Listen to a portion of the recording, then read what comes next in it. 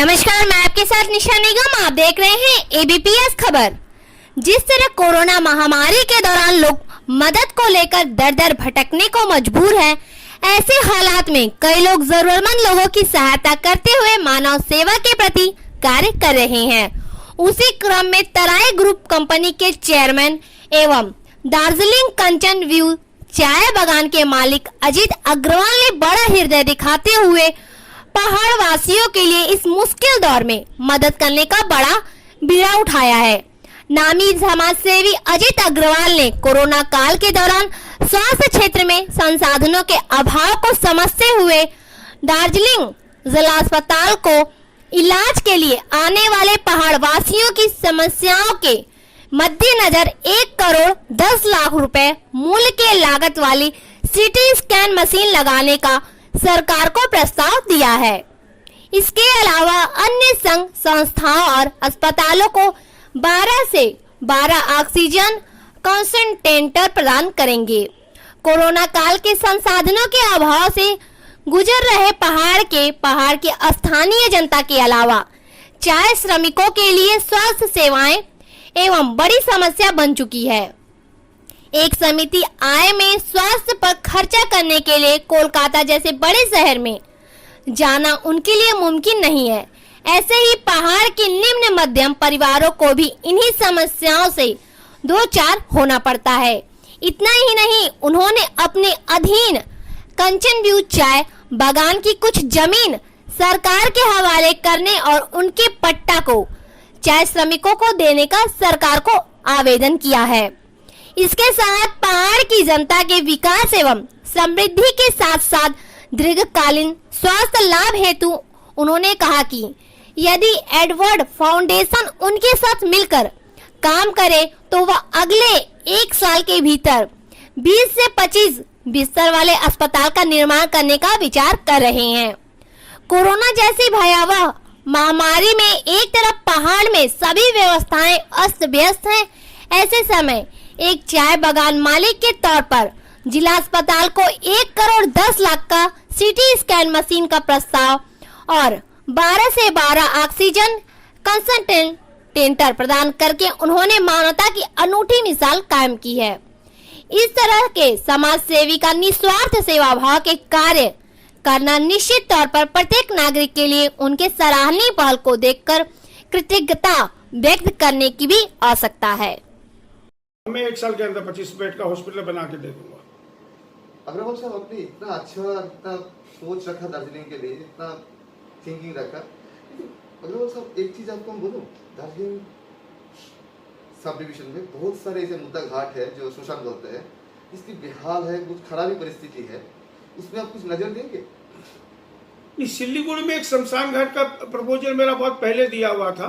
पिछले हफ्ते ही मुझे यहाँ जो अभी एसएमसी के एडमिनिस्ट्रेटिव बोर्ड के चेयरमैन है श्री गौतम देव, उन्होंने मुझे बताया कि वो मेरे लिए 5 एकड़ जमीन उन्होंने ऑलरेडी देख लिया यहाँ वार्ड नंबर 42 में। और मैं वो शमशान घाट बना के गवर्नमेंट को हैंड ओवर कर दूंगा यहाँ के लिए। और ये अपनी तरह का एक बहुत ही सुंदर शमशान घाट होगा जो पूरे बंगाल में नहीं होगा। मतलब ये भी अपने सिलीगुड़ी वासी को अपने दे रहा है, लेकिन आपने इतना काम कर चुका है, वह इतना कर रहा है, लेकिन आज भी कहीं कहीं देखना पड़ता है। जो कुछ दिन पहले एक नेशनल अखबार में आपके एक कलाम निकला था जो सिटी स्कैन लेकर, तब जाके पता चला जो अग्रवाल साहब सिर्फ बिजनेसमैन ही नहीं, एक समाज सेवक भी है, इंसान को सहायता भी देते हैं। लेकिन अब तो ये सहायता बहुत पहले से करके आ रहा था, लेकिन हमारा डीएसटीवी जब छानबीन किया तब पता चला कि बहुत पहले से अब तक करके आ रहा है, लेकिन इतना दिन इसका श्रेय क्यों नहीं लिया? आज डीएसटीवी को टाइम देने के वक्त आपको अगर कुछ कहना है दिल से, आप क्या कुछ करने चाहते हैं अपना क्षेत्र के लिए? आप बोलते हैं दार्जिलिंग अपना सिलीगुड़ी भी दार्जिलिंग में पड़ते हैं, आप दार्जिलिंग ग्रेटर दार्जिलिंग को अपने हेल्प करते हैं। मैं दार्जिलिंग जिले की बात कर रहा हूँ, क्षेत्रीय ग्रेटर दार्जिलिंग के अपने साथ देते हैं, लेकिन स्पेशली आपने एक बात कहा था दार्जिलिंग हिल से आज आपने अग्रवाल साहब बनने के लिए इतना बड़ा औहदा में पहुंचने के बहुत बड़ा जगह दिया आपको। उस जगह से, उस सिंपैथी से आप स्पेशली दार्जिलिंग के लिए कुछ करने के अलग कुछ सोच रहे? नहीं, दार्जिलिंग शहर में तो कोई इंडस्ट्री नहीं हो सकती छेत्री साहब। हाँ। दार्जिलिंग शहर को टूरिज्म के रूप में ही आगे बढ़ाना पड़ेगा। आज 40 साल पहले वहाँ लेबोग रेस कोर्स में घोड़ा दौड़ा करता था, जो कि बंद हो गया। जी। यदि हम वहाँ पर घोड़ा दौड़ा सके, दोबारा कुछ कर सके, तो दार्जिलिंग वर्ल्ड मैप में दोबारा आ जाएगा। आज लोग आते हैं, सिक्किम चले जाते हैं, लोग आते हैं और कहीं चले जाते हैं, पर दार्जिलिंग शहर में कोई नहीं जाना चाहता, बिकॉज दार्जिलिंग बहुत कंजेस्टेड हो गया है। तो एक बेहतर दार्जिलिंग बनाना पड़ेगा, एक दार्जिलिंग नया दार्जिलिंग बनाना पड़ेगा, ताकि लोगों को आके वहाँ खुशी मिले, लोगों को आके आनंद मिले। तो दार्जिलिंग के जो रेसिडेंट्स हैं उनका रोजगार बढ़ जाएगा, उनकी इनकम बढ़ जाएगी। 365 दिन लोग दार्जिलिंग आने लग जाएंगे। अब सिर्फ गर्मियों का लोग इंतजार नहीं करेंगे। तो आपको पूरा इंफ्रास्ट्रक्चर दार्जिलिंग का सुविधा कर देना पड़ेगा। आज दार्जिलिंग में अस्पताल नहीं है, कोई टूरिस्ट आके यहाँ बीमार पड़ जाए तो 5 स्टार हॉस्पिटल की व्यवस्था नहीं है। एक बहुत अच्छा हॉस्पिटल यदि यहाँ बन जाए तो बहुत अच्छी सुविधा हो जाएगी। लेकिन एक चीज आपको शायद हम लोग चैनल से कुछ पता चला, आपका गार्डन में अभी वर्कर स्ट्रेंथ एकदम ही कम है। दूसरा गार्डन से जो दार्जिलिंग पहाड़ में जो आपने गार्डन रखा है, कंचन व्यू शायद गार्डन का नाम, आई थिंक यस, वो गार्डन का वर्कर स्ट्रेंथ एकदम कम है, शायद 100 से भी बिलो है शायद। यस। लेकिन वो गार्डन इतना बड़ा गार्डन है, वो गार्डन का बहुत सारे जमीन इंक्रोचमेंट हो रहा है, वो बहुत जमीन बेदखल हो जा रहा है। वो जमीन से कुछ कारोबारी चल रहा है, हम लोग से सुनने में आया।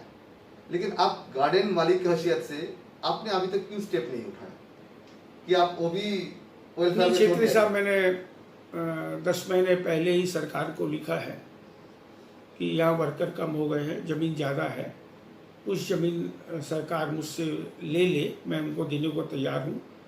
जो गार्डन के वर्कर है उनको पट्टा दे दे, जो लैंडलेस पीपुल है दार्जिलिंग के उनको पट्टा दे दे, और बाकी का ज़मीन सरकार को मैंने कहा कि कुछ आप हॉस्पिटल बनाइए, कुछ मैं हॉस्पिटल बनाता हूँ, कुछ आप घर बनाइए, कुछ मैं घर बनाता हूँ। दार्जिलिंग को एक बेहतर नया रूप दें, पर उसको लेके आज ज़्यादा बात मैं कर नहीं पा रहा हूँ। मैं मतलब आपको आप बोल भी नहीं चाह रहा है, ठीक है, आपको हम डिस्टर्ब भी नहीं करेंगे, और आपका दिल है तो आप कुछ बोल सकते हैं। तो दार्जिलिंग का जनता में पेंडेमिक पीरियड में आपको कुछ मैसेज देना चाहते हैं, ये पेंडेमिक बेसिस में दार्जिलिंग जिले के बेसिस? बस इस पेंडेमिक मैसेज में मेरा एक ही मैसेज है, जहाँ वहाँ पर जितने भी ऑर्गेनाइजेशन काम कर रहे हैं, समाज सेवा की संस्थाएं चल रही हैं, वो कभी भी किसी भी वक्त मेरे साथ, मैं उनके साथ खड़ा हूँ। कोई भी मदद चाहिए तो मुझे फ़ोन कर ले, आपके माध्यम से बता दें, मैं हर तरह की मदद करने को तैयार हूँ। धन्यवाद।